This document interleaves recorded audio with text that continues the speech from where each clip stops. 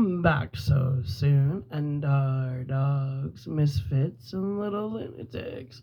Well, since you came back, let's continue. Chapter 23 In the Playground. Ooh, what's gonna happen in the playground? I guess we'll find out. Let's go. Jack came out onto the porch, tugging the tab of his zipper up under his chin, blinking into the bright air. In his left hand, he was holding a battery powered hedge clipper. He tugged a fresh handkerchief out of his back pocket with his right hand, swiped his lips with it, and tucked it away. Snow, they had said on the radio. It was hard to believe, even though he could see the clouds building up on the far horizon. He started down the path to the topiary, switching the hedge clipper over to the other hand. It wouldn't be a long job, he thought. A little touch-up would do it. The cold nights had surely stunted their growth. The rabbit's ears looked a little fuzzy, and two of the dog's legs had grown fuzzy green bone spurs. But the lions and the buffalo looked fine. Just a little haircut would do the trick, and then let the snow come. The concrete path ended as abruptly as a diving board. He stepped off it and walked past the drained pool to the gravel path which wound through the hedge sculptures and into the playground itself. He walked over to the rabbit and then pushed the button on the handle of the clippers. It hummed into quiet life. "Hi, Brer Rabbit," Jack said. "How are you today? A little off the top and get some of the extra off the ears. Fine. Say, did you hear the one about the traveling salesman and the old lady with a pet poodle?" His voice sounded unnatural and stupid in his ears, and he stopped. It occurred to him that he didn't care much for these hedge animals. It had always seemed slightly perverted to him to clip and torture a plain old hedge into something that it wasn't. Along one of the highways in Vermont, there had been a hedge billboard on a high slope overlooking the road, advertising some kind of ice cream. Making nature peddle ice cream. That was just wrong. It was grotesque. "You weren't hired to philosophize, Torrance." That's his inner voice.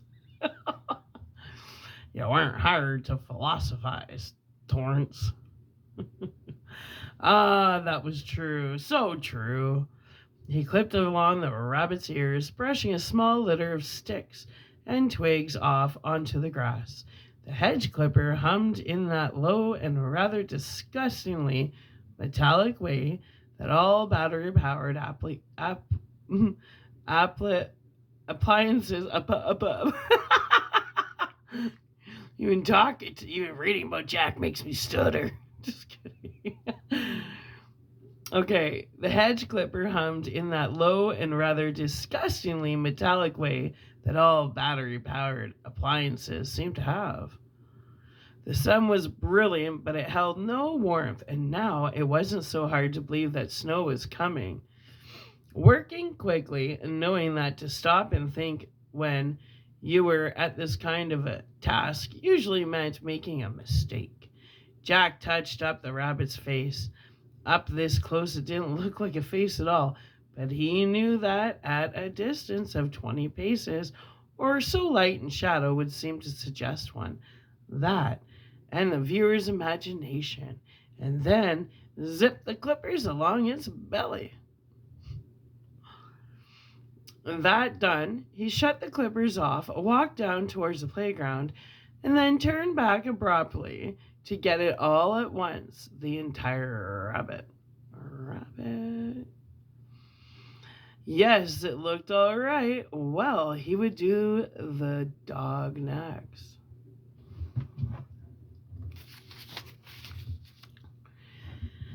"But if it was my hotel," he said, "I'd cut the whole damn bunch of you down." He would too. Just cut them down and reserve the lawn where where they'd been put in half a dozen small metal tables with gaily colored umbrellas.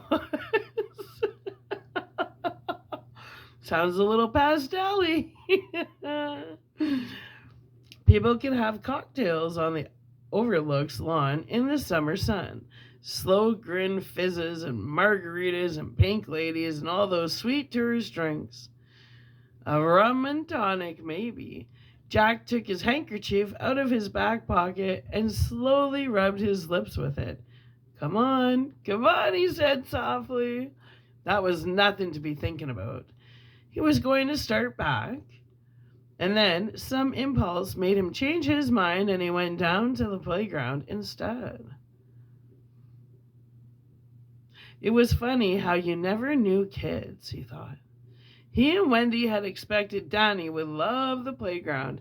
It had everything a kid could want, but Jack didn't think the boy had been down half a dozen times, if that.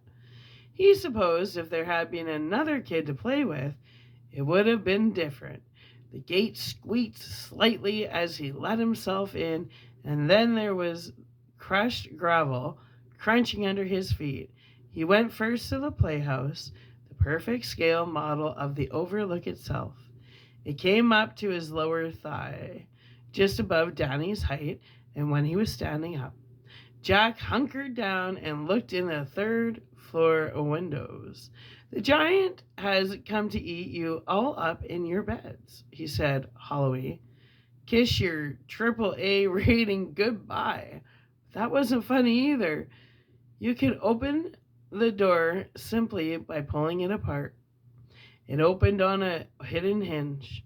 The inside was a disappointment. The walls were painted, but the place was mostly hollow. But of course, it would have to be, he told himself, or how else could the kids get inside? What play furniture might go with the place in the summer?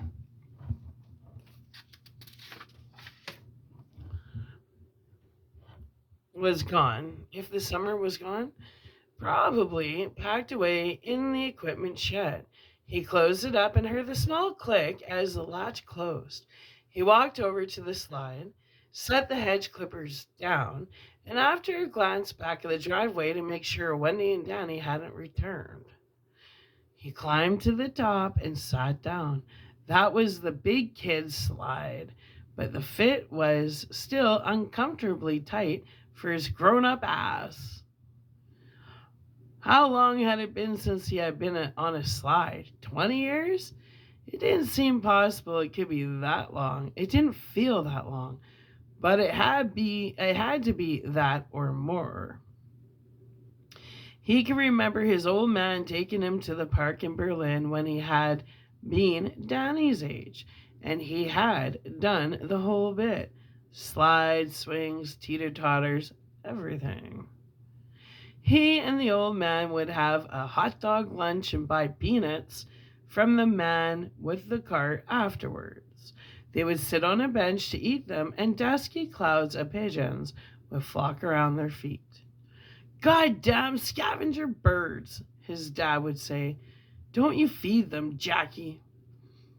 But they would both end up feeding them and giggling at the way they ran after the nuts, the greedy way they ran after the nuts. Jack didn't think the old man had ever taken his brothers to the park. Jack had been his favorite, and even so, Jack had taken his lumps when the old man was drunk, which was a lot of the time. But Jack had loved him for as long as he was able, long after the rest of the family could only hate and fear him. Ooh. The only thing to fear is fear itself, motherfuckers. Let's go. He pushed off with his hands and went to the bottom, but the trip was unsatisfying. The slide, unused, had too much friction and no really pleasant speed could be built up, and his ass was just too big. His adult feet thumped into the slight dip where thousands of children's feet had landed before him. He stood up, brushed at the seat of his pants, and looked at the hedge clipper. But instead of going back to it, he went to the swings, which were also a disappointment. Yeah, they were. The chains had built up rust since the close of the season, and they squealed like things in pain. Jack promised himself he would oil them in the spring. You better stop it, he advised himself. You're not a kid anymore. You don't need this place to prove it. But he went on to the cement rings. They were too small for him, and he passed them up. And then to the security fence, which marked the edge of the grounds. He curled his fingers through the links and looked through. The sun, cross-hatching shadow lines on his face like a man behind bars. He recognized the similarity himself, and he shook the chain link, had a harried expression on his face, and whispered, "Let me out of here." Oh, I guess whispered, "Let me out of here. Let me out of here." But for the third time, and not funny, it was time to get back to work. All work and no play makes Jack a dull boy, right? That was when he heard the sound behind him. He turned around quickly, frowning, embarrassed, wondering if someone had seen him fooling around down here in kitty country. His eyes ticked off the slides, the opposing angles of the seesaws, the swings in which only the wind sat. Beyond all that, to the gate and the low fence that divided the playground from the lawn and the toppery, the lions gathered protectively around the path. The rabbit bent over. Ooh. Stooges.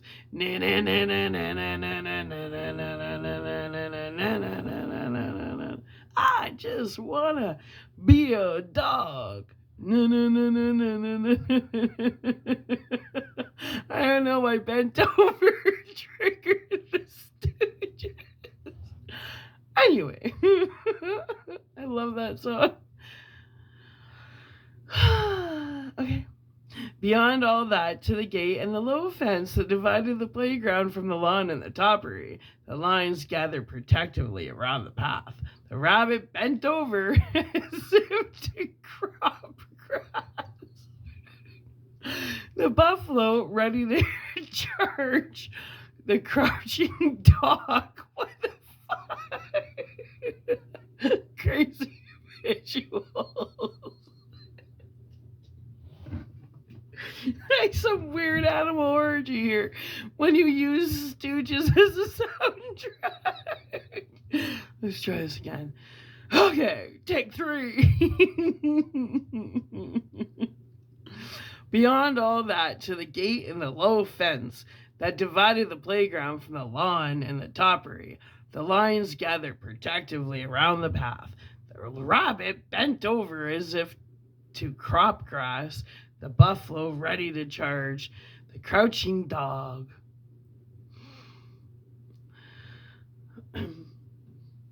Beyond them, the putting Beyond them, the putting green and the hotel itself. Far from here, he could even see the raised lip of the Roque Court on the overlook's western side. Everything was just as it had been. So why had the flesh of his face and hands begun to creep? And why had the hair along the back of his neck begun to stand up, as if the flesh back there had suddenly tightened? Jack, why? He squinted up at the hotel again, but there was no answer. It simply stood there, its windows dark, a tiny thread of hiccup. Smoke curling from the chimney, coming from the banked fire in the lobby. This is his inner voice speaking to him now.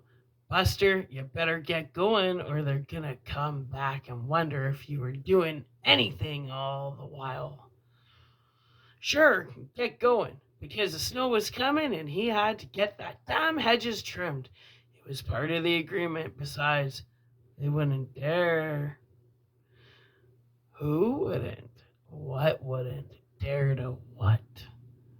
He began to walk back towards the hedge clippers at the foot of the big kid slide, and the sound of his feet crunching on the crushed stone seemed abnormally loud. And now the flesh on his testicles had begun to creep too, and his buttocks felt hard and heavy like stone.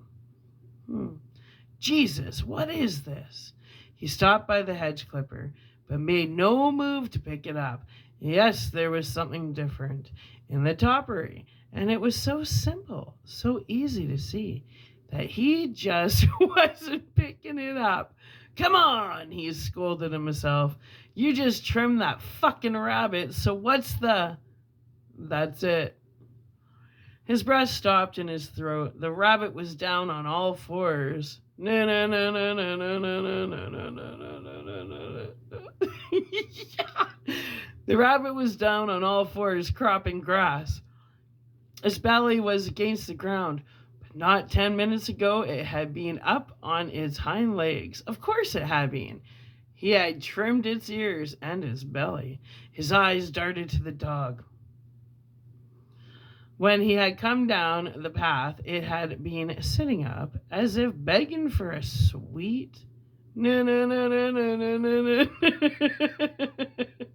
Now it was crouched, head tilted, the clipped wedge of mouth seeming to snarl silently.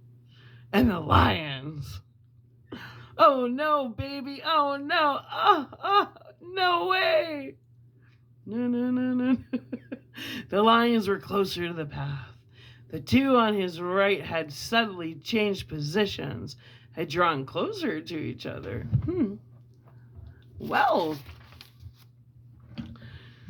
the tail of the one on the left now almost jutted out over the path.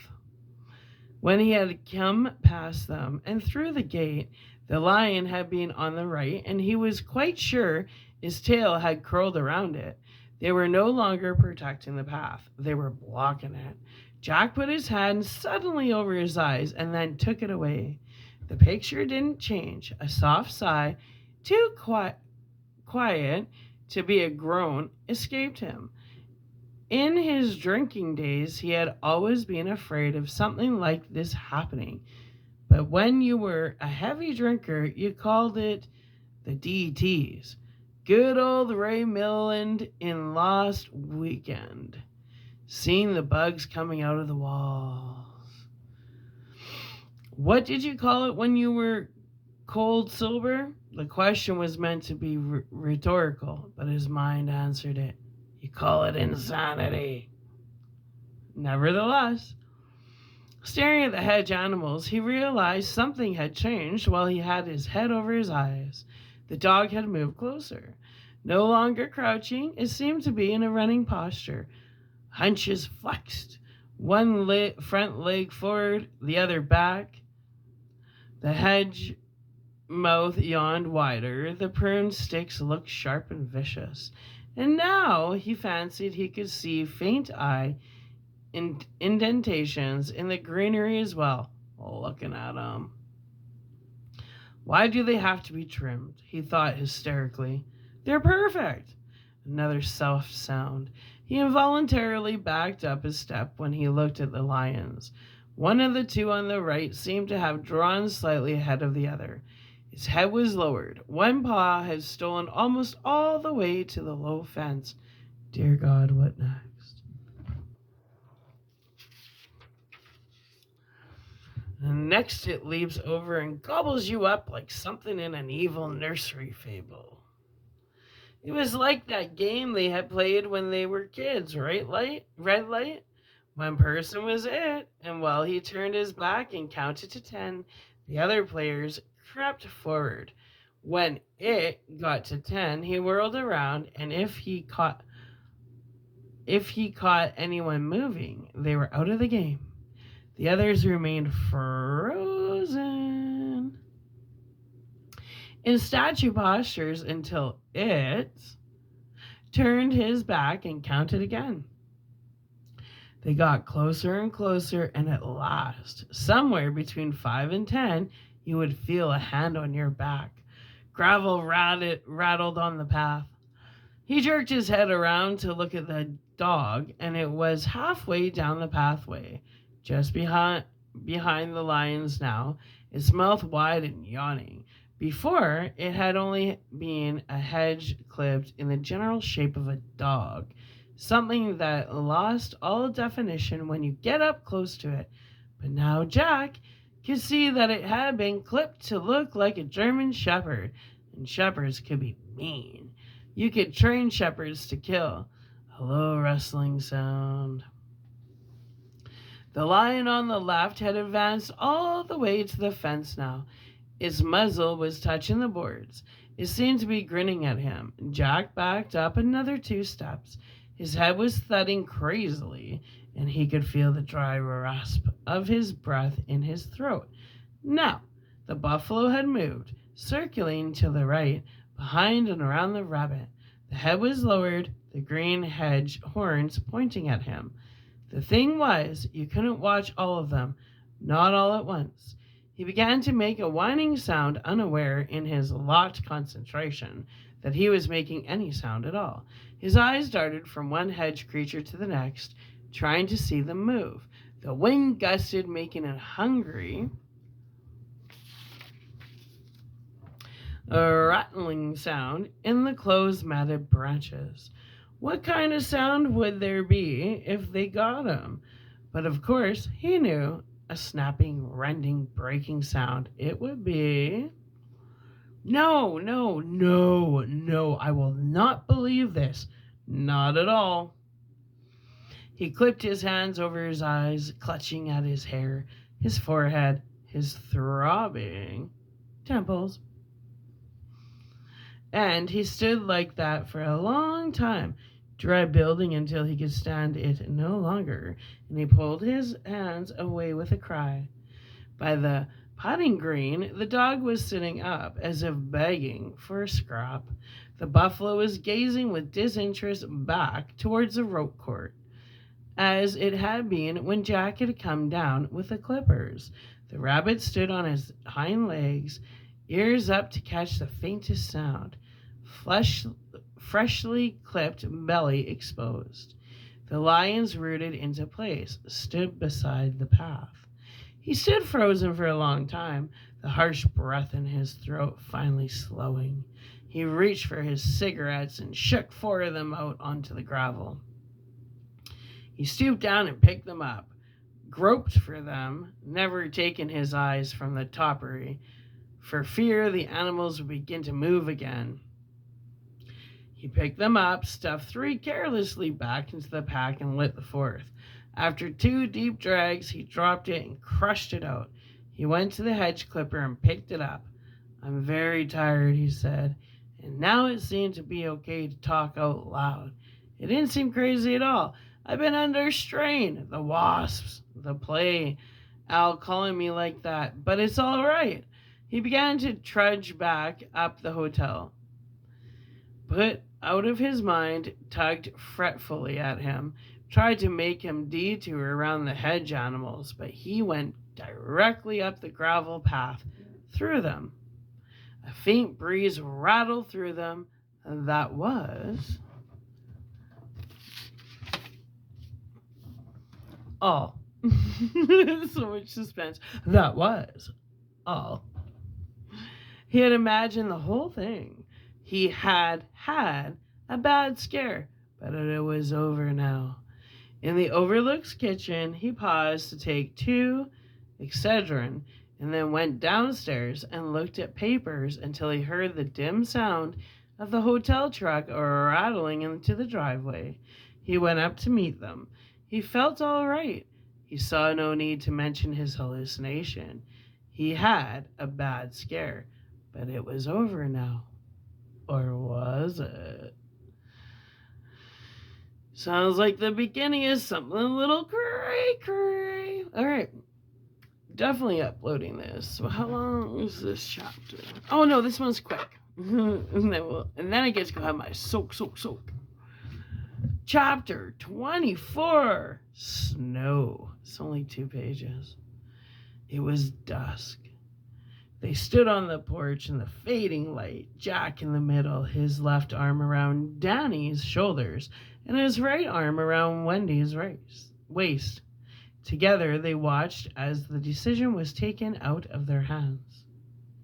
The sky had been completely clouded over by 2:30, and it had begun to snow an hour later. And this time, you didn't need a weatherman to tell you it was serious snow. No flurry that was going to melt or blow away when the evening wind started to whoop. At first, it had fallen in perfectly straight lines, building up a snow cover that coated everything evenly. But now, an hour after it had started, the wind had begun to blow from the northwest, and the snow had begun to drift against the porch and the sides of the overlook's driveway. Beyond the grounds, the highway had disappeared under an even blanket of white. The hedge animals were also gone, but when Wendy and Danny had gotten home, she had commended him on the good job that he had done. "Do you think so?" he had asked, and said no more. Now the hedges were buried under amorphous white cloaks. Curiously, all of them were thinking different thoughts, but feeling the same emotion: relief.